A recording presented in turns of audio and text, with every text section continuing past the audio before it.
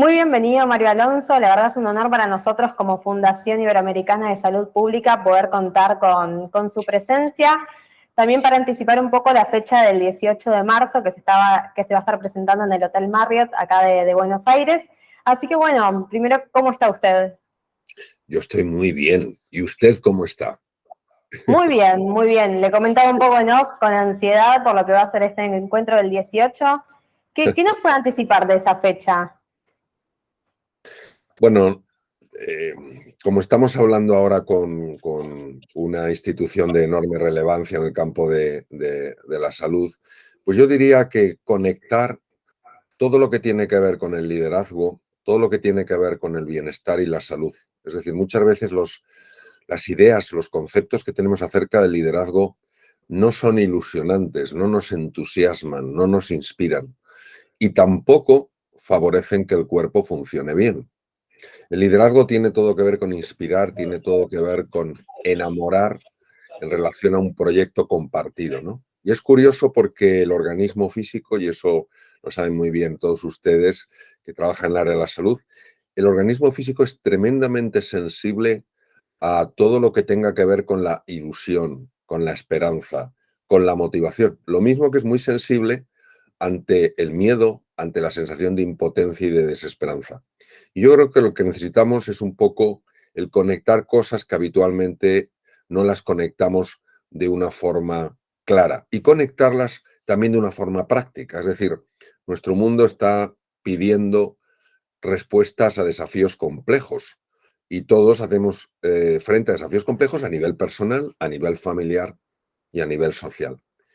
Encontrar caminos, abordajes para hacer frente con más eficiencia, con mayor creatividad, con un mayor espíritu emprendedor a estos desafíos, yo creo que nos puede dar una luz extraordinaria y puede ser un motivo para no jugar el papel de una víctima que cree que no puede hacer nada ante la envergadura de los problemas y sí tomar un papel protagonista, es decir, tomar responsabilidad en la solución. O sea, para mí ha sido siempre importante desde mi época en la que ejercía la cirugía hasta los muchos años que llevo ya en el desarrollo personal, para mí es muy importante empoderar a las personas, el famoso empowerment, es decir, que las personas sean conscientes de que son mucho más que lo que creen, que no tenemos por qué vivir asustados, que no tenemos por qué vivir atemorizados, que hay un mundo de oportunidad, pero que nunca lo crearemos si no aprendemos a pensar de una forma diferente.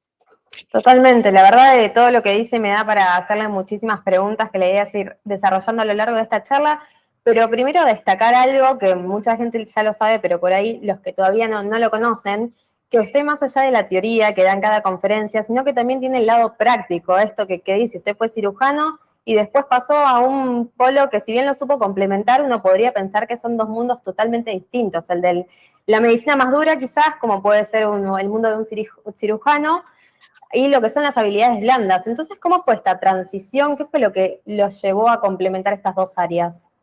Bueno, ser médico o ser cirujano es como ser padre, ser madre, lo es uno toda la vida. Es decir, si en algún momento, aunque yo haya dejado la cirugía hace 23 años, en un momento determinado, una situación determinada, no hay ningún otro cirujano, desde luego ahí estaré yo para echar una mano como pueda y como sepa. Vamos a ver, la medicina trata seres humanos y los seres humanos no solo somos seres racionales, que necesitamos que nos expliquen las cosas de una manera clara, somos también seres emocionales, que pasamos miedo, que tenemos preocupaciones e inquietudes. Y por tanto, en la relación entre un médico y su paciente, explicar las cosas de una forma clara es fundamental, como lo es crear un vínculo afectivo con ese enfermo, para que ese enfermo se sienta valorado y se sienta acompañado durante lo que es todo el proceso para resolver su enfermedad. Cuando yo era joven, cuando era muy joven, yo leí un libro de historia de la medicina que me marcó mucho. Yo tenía 17 años, acababa de entrar a la Facultad de Medicina, o iba a entrar, me habían admitido ya, iba a entrar ese año, y leí un libro que hablaba de la importancia de la relación médico-enfermo. Aquello me impactó mucho porque recorría la historia de la medicina a lo largo de los siglos y cómo algo que habían definido los griegos de la escuela de Hipócrates como el arte médico, la capacidad de curar con la relación, curar con la palabra, se había olvidado muchas veces a lo largo de la evolución de la medicina. Yo, en los estudios de medicina, como saben perfectamente, duran 6 años, noté una tremenda ausencia en todo lo que era habilidades humanas, porque yo nunca las he llamado soft skills, las he llamado human skills. La palabra soft no es una palabra adecuada para hablar de algo tan importante como la empatía, como la compasión, como la comprensión, etcétera, etcétera. Entonces, me empecé a interesar por el impacto que este tipo de habilidades emocionales o habilidades humanas podían tener en la salud física. En aquella época, hablo hace muchos años, no había prácticamente ninguna publicación que hablara de la conexión entre los procesos mentales, emocionales y fisiológicos. Hasta que tuve la suerte de encontrar un artículo en una revista norteamericana que empezaba a hablar de esta conexión que se estaba estudiando en algunos lugares. Y poco a poco fui tirando del hilo, poco a poco fui reflexionando sobre aquello y aplicándolo a mis propios enfermos. Enfermos a los que obviamente había que tratar desde el punto de vista estrictamente científico y técnico en relación a la enfermedad, y enfermos que estaban asustados, enfermos que sentían una enorme presión porque el mundo les había cambiado, enfermos que tenían que ir a quirófano y les daba espanto porque no sabían con certeza lo que iba a resultar. Y yo empecé a generar estas conversaciones para explicarles cómo funcionaba la mente, para explicar un montón de cosas que les podía ayudar en la evolución de la enfermedad. Y ellos se sintieron muy impactados por este tipo de conversaciones que tenían conmigo y empezaron a decirme ya con mucha frecuencia que esas conversaciones estaban cambiando la vida, que como yo no las extendía más allá de los hospitales, que había muchas personas que se podrían beneficiar de este tipo de abordajes. Y porque ellos me empujaron, si no, nunca lo habría hecho, empecé a llevar esto al mundo empresarial, a las escuelas de negocios, etcétera, etcétera, porque era lo que me decían mis enfermos. Doctor, llévelo a las empresas porque las personas sufren mucho en las empresas. Aquello fue creciendo, creciendo sin que yo realmente lo moviera, porque a mí me encantaba la cirugía y no pensaba que eso se iba a convertir en mi actividad, me refiero al otro, la formación en desarrollo de habilidades humanas. Hasta que llegó un punto, hace creo que son unos 23 años, pierdo la cuenta ya, donde vi que ya no podía estar al ritmo de la cirugía que yo tenía, que era enorme, y lo que ya me pedía esto de investigación, la cantidad de peticiones que tenía ya para compartir esto, etcétera, etcétera. Y fue cuando tomé la decisión más difícil, profesionalmente hablando, más difícil de mi vida, que fue dejar la cirugía después de 26 años. Y la verdad es que para mí esto es otra forma de ejercer la medicina. Tal vez una forma no tan convencional, no es una forma tan evidente a los sentidos físicos, pero en todos estos años he podido ver, porque así me lo han dicho las personas con las que he tenido este tipo de conversaciones, que el impacto incluso en su salud ha sido muy profundo. Y en este cambio de rumbo, si se puede llamar, que fue al paso a las relaciones y estas habilidades más humanas, como decía recién, me imagino que tuvo que desaprender muchas cosas o tuvo que incluso dejar atrás algún prejuicio. ¿Cuáles fueron los principales desafíos en este cambio de rumbo? Esa es una magnífica pregunta, porque una de las cosas que uno tiene que dejar ir es el convencimiento de que lo único que cura al enfermo es lo que uno puede hacer por ese enfermo. Medicación, dándole medicación, cirugía, radioterapia, quimioterapia. Y es muy fácil olvidarse de que el organismo humano tiene recursos que cuando se activan son excepcionalmente eficaces a la hora de curar la enfermedad. De hecho, el padre de toda la medicina de Occidente, Hipócrates, nos decía a los médicos que vendríamos en generaciones futuras: nunca olvidéis que quien realmente cura es el cuerpo humano. Pues lo primero que hay que hacer es eso. Otra cosa que hay que desaprender es esta sensación de que mm, todo lo que no tiene que ver estrictamente con la enfermedad no tiene cabida en el diagnóstico y el tratamiento de la enfermedad. Me refiero a lo siguiente. Si a una persona se le diagnostica una determinada enfermedad, cualquiera, puede ser, por ejemplo, una enfermedad inflamatoria crónica del intestino, como una colitis ulcerosa, puede ser una esclerosis múltiple, puede ser enfermedades todas serias, etcétera, etcétera. Tendemos los médicos en general, o muchos, a fijarnos solo en el problema local. Las úlceras en el colon, en el caso de colitis ulcerosa, todo el problema de deterioro o degeneración de la mielina, en caso de esclerosis múltiple, y perdemos el contexto. Por ejemplo, ¿está esa persona estresada o no? ¿Cómo es la vida de esa persona? ¿Qué come esa persona? ¿Esa persona hace ejercicio físico o no?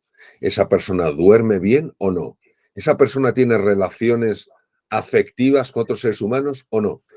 Esto parece que no tiene ninguna importancia, cosa que en la medicina oriental sí la tiene. Y sin embargo sabemos, por ejemplo, que en todas estas enfermedades que he citado, la cercanía de seres queridos, em, reducir los niveles de estrés, etcétera, etcétera, mejoran la enfermedad. Entonces, uno tiene que desaprender esta visión tan local, tan limitada de lo que es una enfermedad y abrirla para valorar también el contexto en el que esta persona vive. Y muchas veces los médicos, bien por falta de tiempo, por lo que sea, porque no nos han enseñado, no solemos indagar en estas facetas que podrían tener tanta importancia.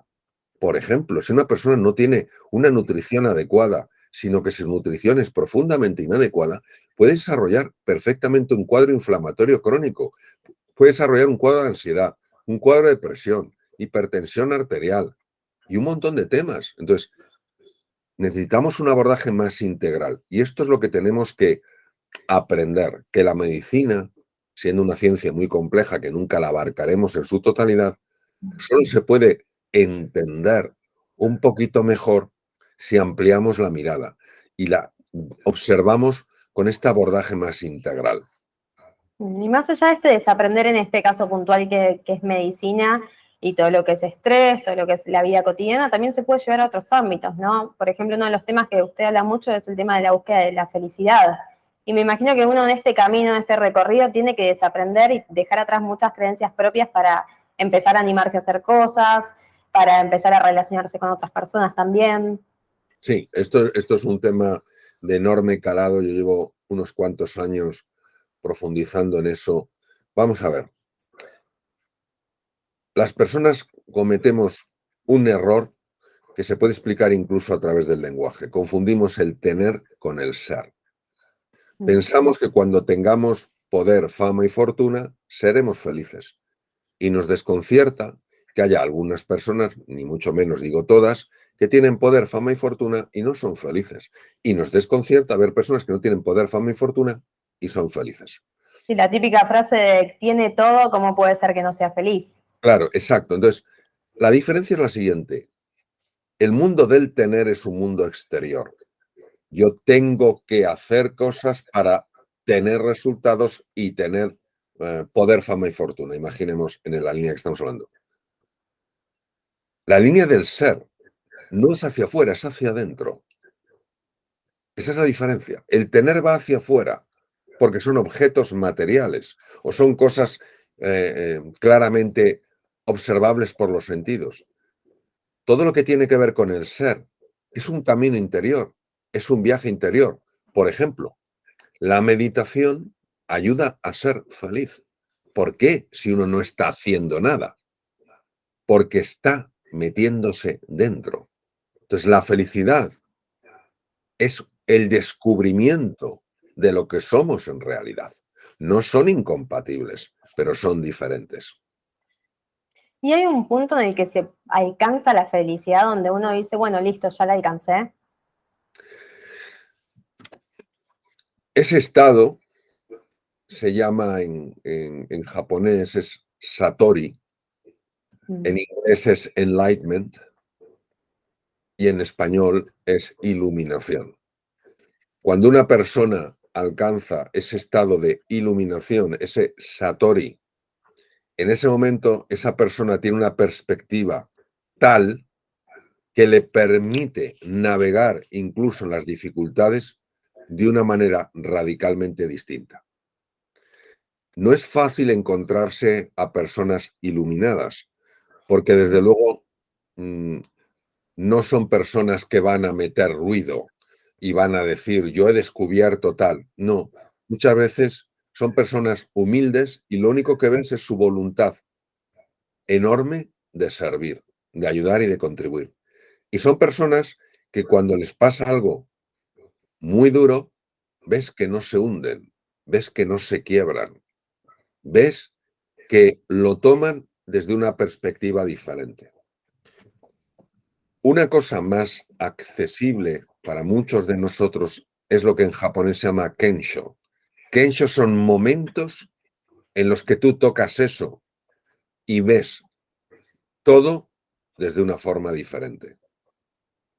Digamos que despiertas de una pesadilla y entonces ves las cosas con una tranquilidad, con una serenidad que antes no tenías.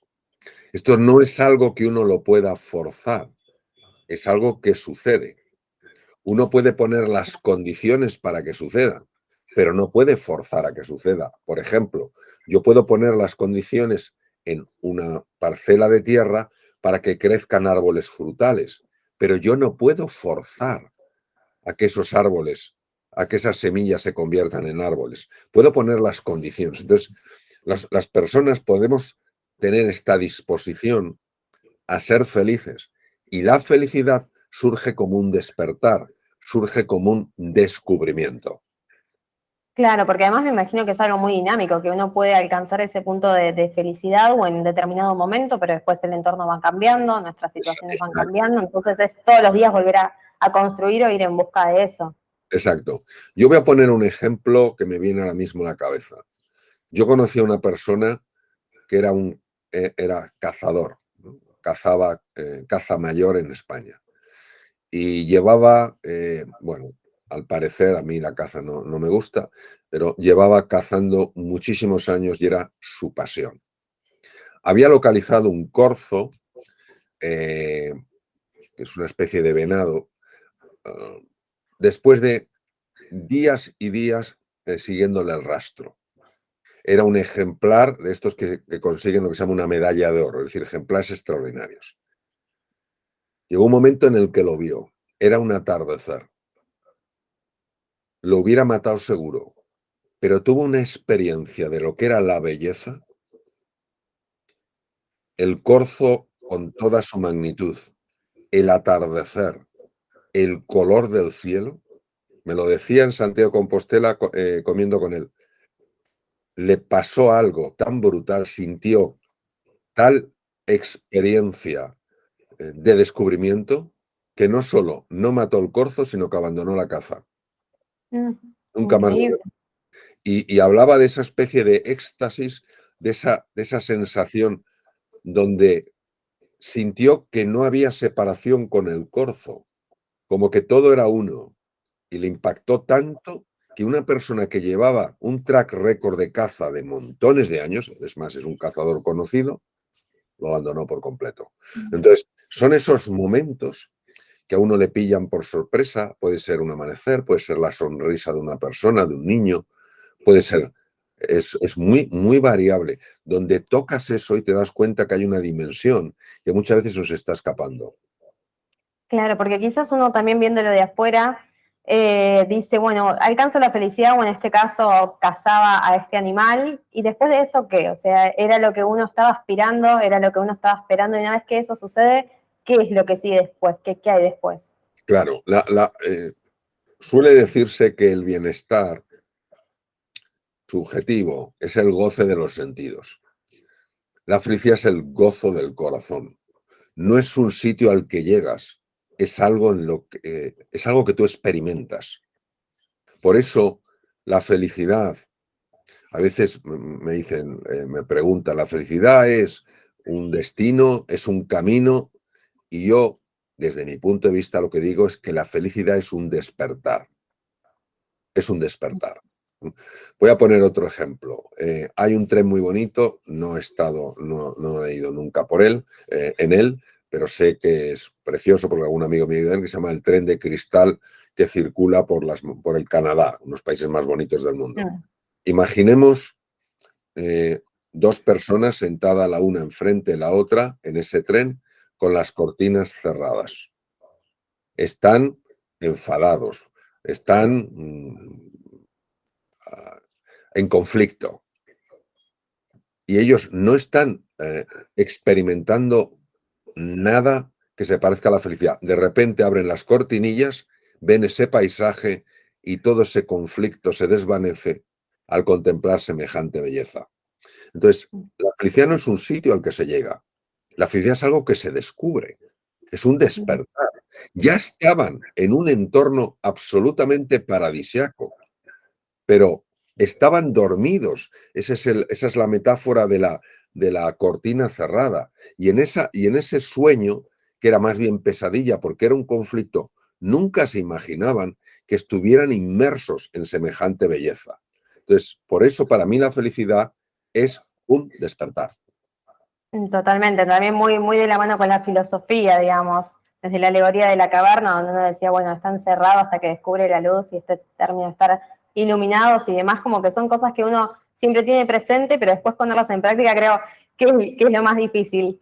Y en este sentido, Mario, también para corrernos un poco ya de este tema, pero hablar un poco también para lo que venía la charla, que es el tema del liderazgo.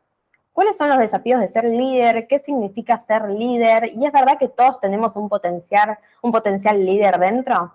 Sí, la palabra líder es de las palabras que no deja indiferente a casi nadie, porque el cerebro funciona con asociaciones y muchas personas asocian el liderazgo con la manipulación, con la voluntad de poder, el deseo de dominio. Cuando yo hablo del liderazgo, hablo de una cosa totalmente diferente. Mi primer libro quería que fuera sobre el liderazgo, lo publiqué hace muchos años, pero la palabra líder quería de alguna manera evitarla porque sé que tiene connotaciones negativas. Hay personas que generan esa asociación automática. Pero claro, la palabra líder está muy establecida en nuestra cultura. Entonces le llamé madera de líder, para hablar de que el liderazgo no es un participio, no es algo hecho, sino que es un gerundio, se puede ir tallando. Entonces, liderar para mí es inspirar, es alinear mentes y corazones en un propósito común, es ayudar a las personas a pasar de un lugar donde no están bien a un lugar donde sí están bien. Para mí el liderazgo o está asociado a una voluntad de servicio o no es el tipo de liderazgo que a mí me convence. Por eso el término es el servant leadership, ¿no? El liderazgo basado en el servicio. Y sobre todo, desde mi punto de vista, lo que yo conozco, las personas que mejor lideran son aquellas que han sido capaces de trascender sus egos. Cuando el ego está en la ecuación, la persona puede mandar. Es muy difícil que consiga liderar. ¿Y se relaciona la felicidad con el liderazgo? Totalmente. Totalmente, porque la palabra líder tiene una raíz en el lenguaje indoeuropeo, lead, el lenguaje europeo, la raíz, quiere decir cruzar el umbral. Un umbral no es una puerta cualquiera, un umbral es un paso entre un mundo conocido a un mundo nuevo. Cuando una persona quiere reconocerse, es decir, volverse a conocer en su verdadera realidad, tiene que ser capaz de penetrar en su interior y ver cosas que no sabe que están ahí. Carl Gustav Jung, el gran psiquiatra suizo, decía que hasta que no hagamos consciente lo que hay en el inconsciente seguirá rigiendo nuestras vidas y nosotros lo llamaremos destino. Entonces, cuando uno empieza a conocer la verdad acerca de sí mismo y a reconocer que después, más allá de esta sombra, de esas cosas que no nos gustan a nosotros, de nuestra forma de ser, que más allá de eso hay una enorme grandeza en todo ser humano, en ese momento emerge una capacidad de inspirar a otras personas, una capacidad de mover y conmover sus mentes y sus corazones, que es lo que les ayuda a ir al siguiente nivel. Entonces, para mí, los líderes, hombres y mujeres, son personas extraordinarias, no en yo, mí, para mí, lo que me interesa a mí, lo que me duele a mí, lo que me conviene a mí. Para mí son personas que conjugan de una manera magistral la palabra nosotros. ¿Y quién es líder en un ámbito de su vida, lo es en todos o puede que sea líder en un ámbito y que después en otro tener todavía que construirlo?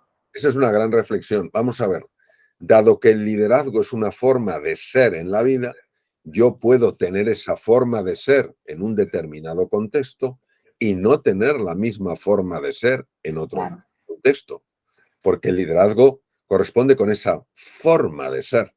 Si yo en un contexto determinado conjugo en nosotros, me importa no solo mi bienestar, sino el de otras personas, y hago lo que está en mi mano para favorecer que, mm, que esas personas mejoren en algún aspecto de su vida, ahí estoy liderando. Si en otra faceta de mi vida permito que el ego me domine y ya no es el nosotros, sino es el yo, en ese momento no estoy liderando. Totalmente. ¿Influye el entorno también en estas construcciones? Claro, el entorno influye mucho. Nuestro filósofo, en España me refiero, José Ortega y Gasset decía, yo soy yo y mis circunstancias. Naturalmente que las circunstancias importan. Por eso eh, por eso es clave procurar rodearse de personas que sumen y no de personas que resten, porque naturalmente que influye, claro que influye. Totalmente. Y tanto lo que comentaba acerca de la felicidad como ahora sobre el liderazgo, veo un punto en común que es la perseverancia. En todo, digamos, influye mucho un trabajo interno que me imagino que lleva años, lleva un trabajo muy importante. Entonces, ¿cómo influye en sí esta perseverancia? Sí, la perseverancia es probablemente la característica más importante para desarrollar habilidades humanas. La pregunta es ¿por qué?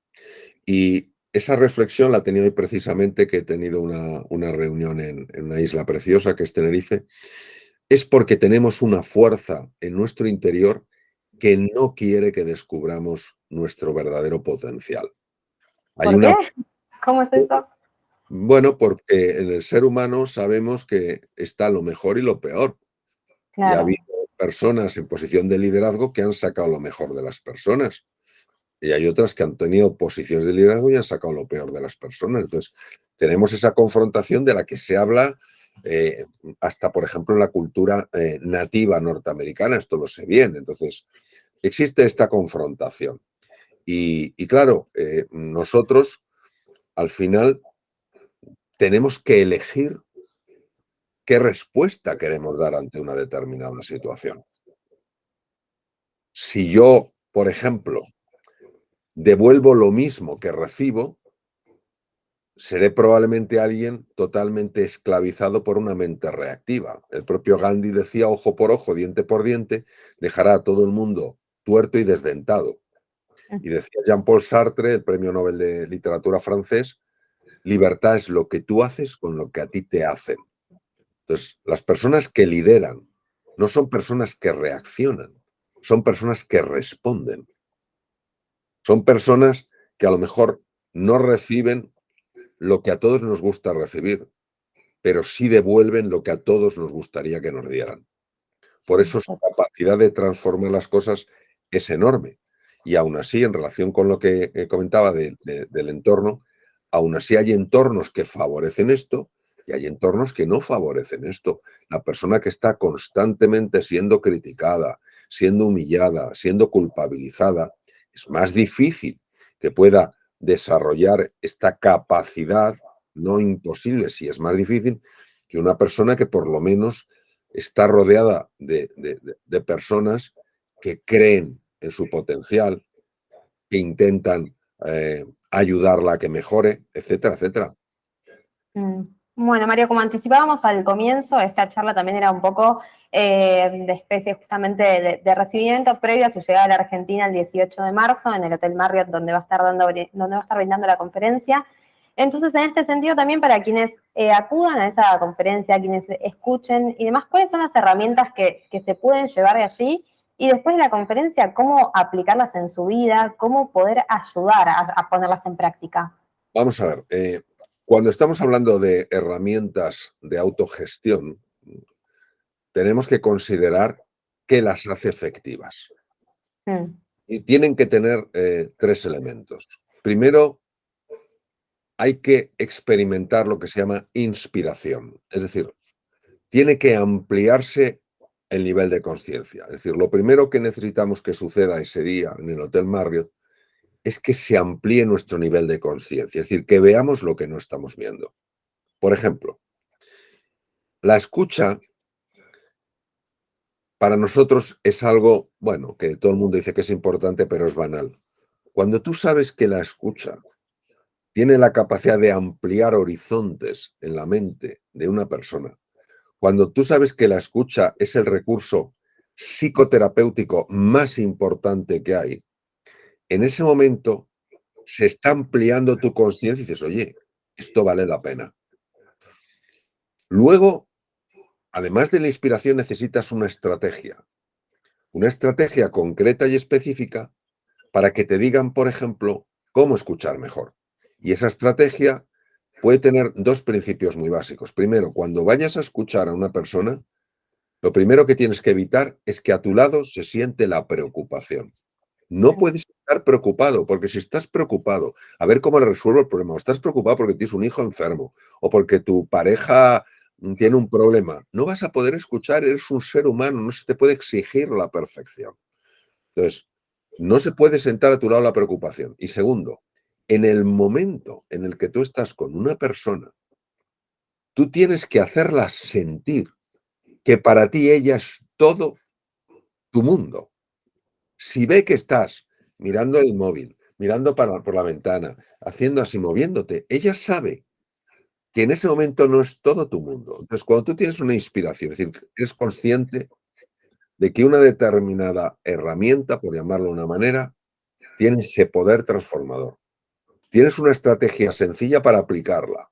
Vale, hoy estoy preocupado, no me puedo sentar. Le voy a dar una alternativa de hablar con esa persona en otro momento donde pueda estar más tranquilo, más tranquila, porque mi hijo, mi hija, quien sea, pues está mejor, porque estoy preocupado. Y luego, cuando me siente con esa persona y vea que la cabeza se me va, lo que tengo que hacer es volver para que esa persona se dé cuenta que estoy plenamente presente en la conversación.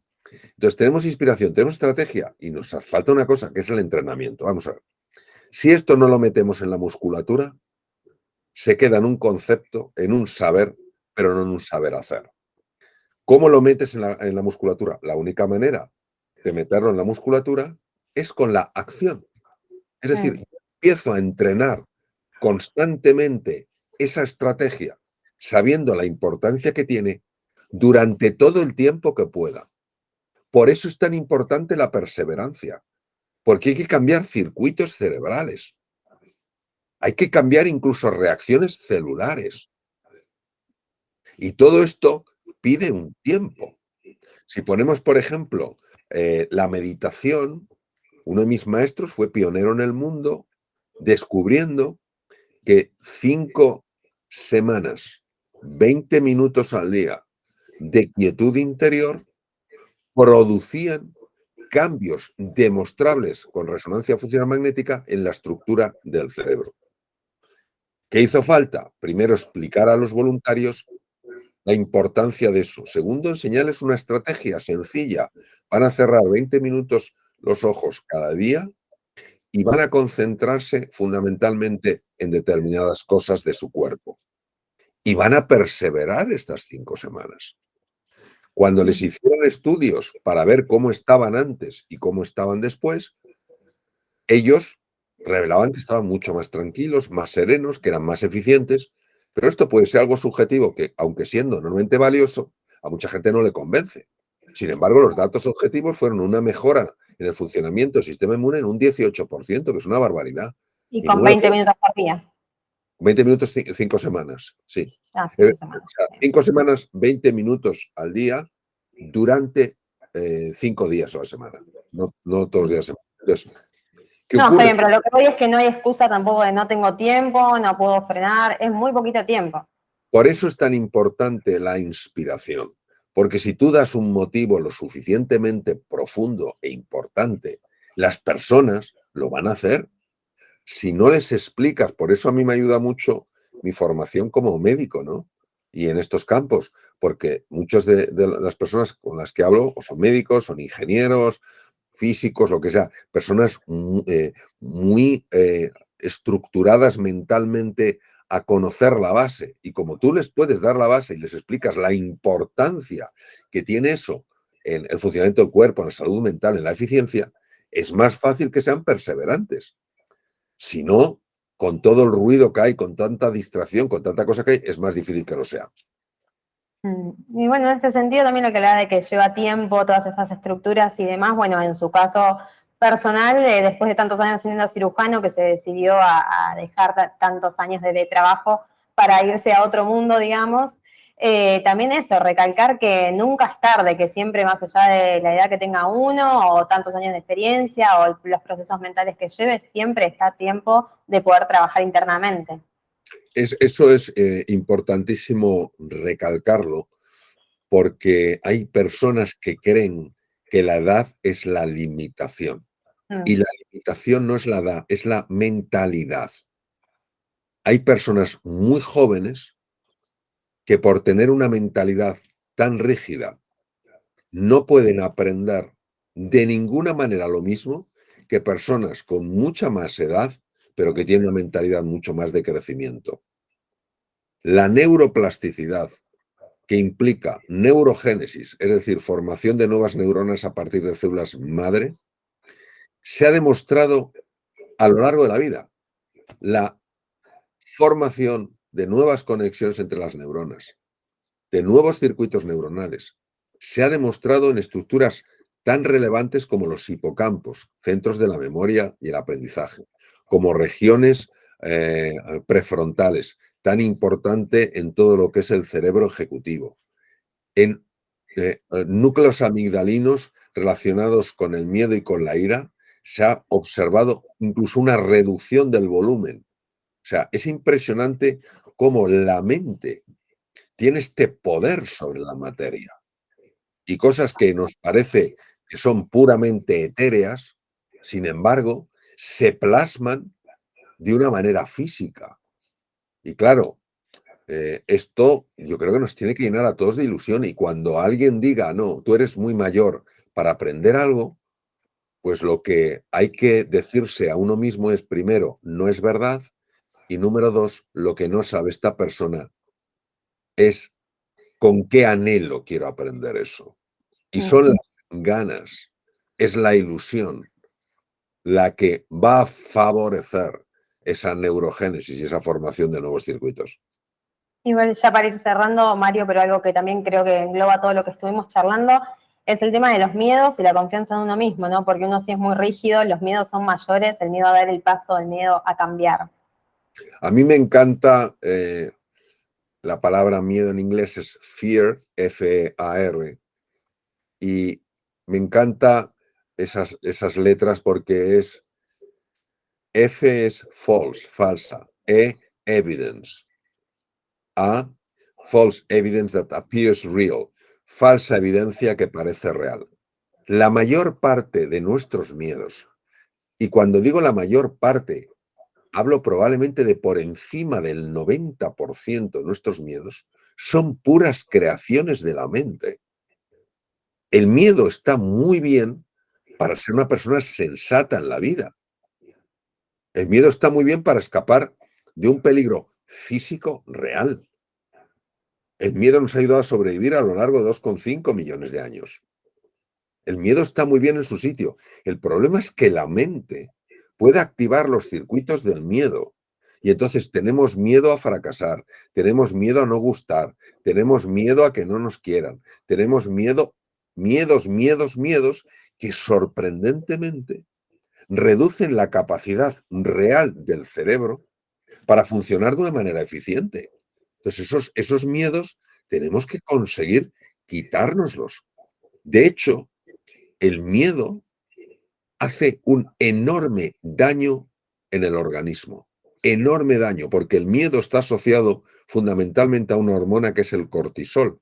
Y el cortisol, siendo una hormona de excepcional importancia, tiene que seguir circadía, como decían los romanos, alrededor del día, los ritmos circadianos, los ritmos del sol.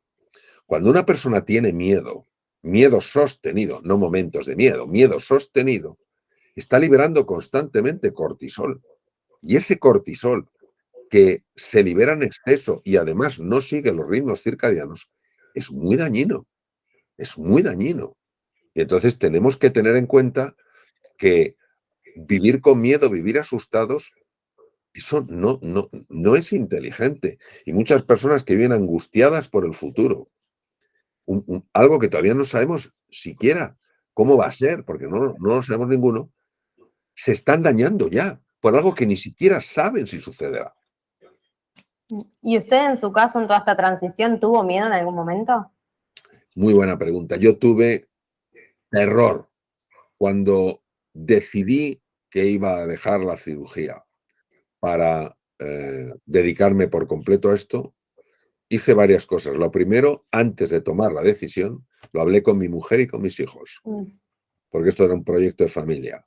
O sea, yo no puedo lanzarme sin contar con ellos.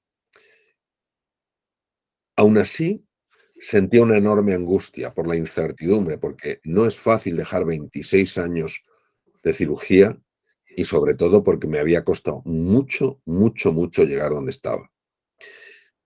Pero tuve una experiencia entrando en meditación tan profunda, tan bonita, tan transformadora, que ese miedo se desintegró y se convirtió en confianza absoluta.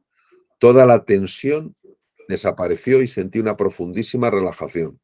Toda duda, toda inquietud dejó de existir. Y entonces empezaron a pasar cosas extraordinarias en mi vida. ¿Qué quiero decir? Que ese miedo que sentía era una construcción mental y ese silencio en el que entré lo que hizo fue desvanecer esa construcción mental. ¿Y hoy en día considera que alcanzó la felicidad? Esta es una pregunta que me la han hecho en alguna ocasión. Si a mí me preguntan si soy feliz, diré rotundamente que sí. Si me dicen, y en todos los momentos del día, en todos los momentos, independientemente de la complejidad, ¿eres igual de feliz?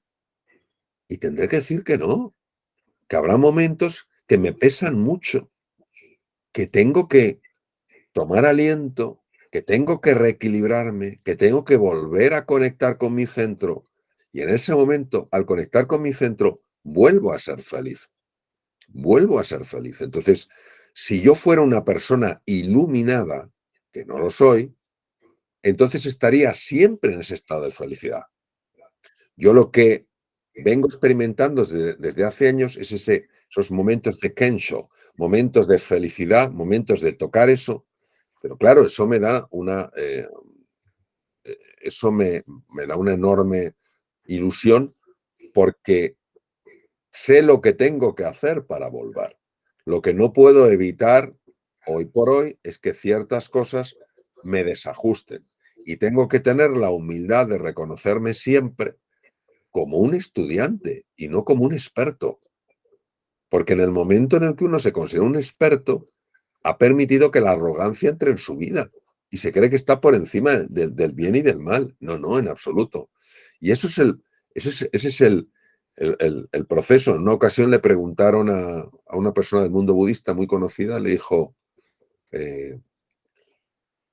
no, el Dalai Lama, perdón, el Dalai Lama, el actual Dalai Lama, le preguntaron, el Bodhisattva es la imagen de la persona iluminada en el mundo budista. Y entonces él dijo que sí se podía ser un bodhisattva. Lo que era muy difícil es ser un bodhisattva en todo momento y en toda situación. Y yo creo que Totalmente. tenemos que reconciliarnos también con esa fragilidad, con esa vulnerabilidad y decir, bueno, hoy me ha pasado esto, hoy como el junco me ha doblado el viento. Bueno, volveré a la posición. Bárbaro. Bueno, Mario, la verdad, muchísimas gracias por esta charla, fue muy interesante.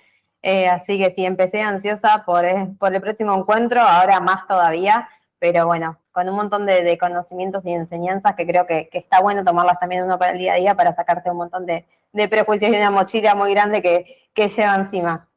Así que desde ya, muchísimas gracias por tu tiempo. Muchas gracias a ti. Cuídate mucho. Un gran abrazo. Igualmente, igualmente. Hasta luego.